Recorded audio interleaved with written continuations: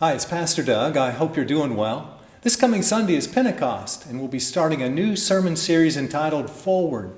It calls us to courageously go into the unknown future with a confident faith.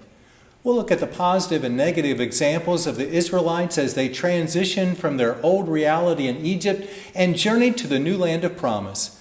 It's a challenging journey, but it's one where God promises to be with us every step of the way. This journey forward also connects with our targeted return to in-person worship on Sunday, June 14th. As we anticipate this, I wanted to share some new realities that will help us to have the best possible experience. Like nearly everything else in our culture, the pandemic seems to be causing division among people over such things as wearing or not wearing masks. So I'm sure as we unveil our plan in returning to worship over the next couple of weeks, we'll find plenty of diverging opinions. Some will say we're being overly cautious. Others will say we're not being cautious enough. What you need to know is that the Bluegrass leadership has approved a plan that attempts to follow the CDC and state guidelines in keeping everyone as safe as possible for large group gatherings. As you might expect, such guidelines still recommend social distancing measures to be put in place. Returning to worship in the building will not be the same as it was before COVID-19.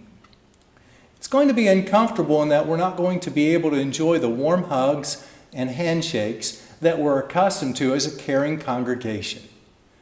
Our seating in the worship center will be reduced drastically. Over 2/3 of the chairs will be removed. It's going to look rather strange to see seats scattered throughout the room. As a result of having to reduce seating so radically, we're setting up overflow seating throughout the main campus and even in the chapel campus gym. That means, depending on how many show up, everyone may not be able to sit in the worship center. I know not being able to worship together doesn't sound too appealing, and I would agree with you, but this is the new reality for now. Since our 9:30 worship time is the busiest, we encourage some of you to come earlier at 8:10 and some later at 10:50. As the guidelines state, we encourage those over 65 and those with any underlying health conditions to continue to worship at home. Of course, anyone who has any kind of contagious health symptoms must stay home. And we don't want anyone of any age to show up who feels uncomfortable in doing so. We encourage you to continue to worship online while we're still dealing with COVID-19.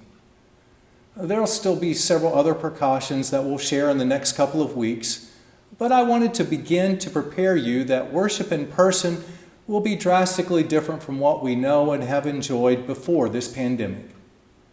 Please know we're doing our best to keep everyone as safe as possible. I miss you. I love you. I look forward to seeing you soon.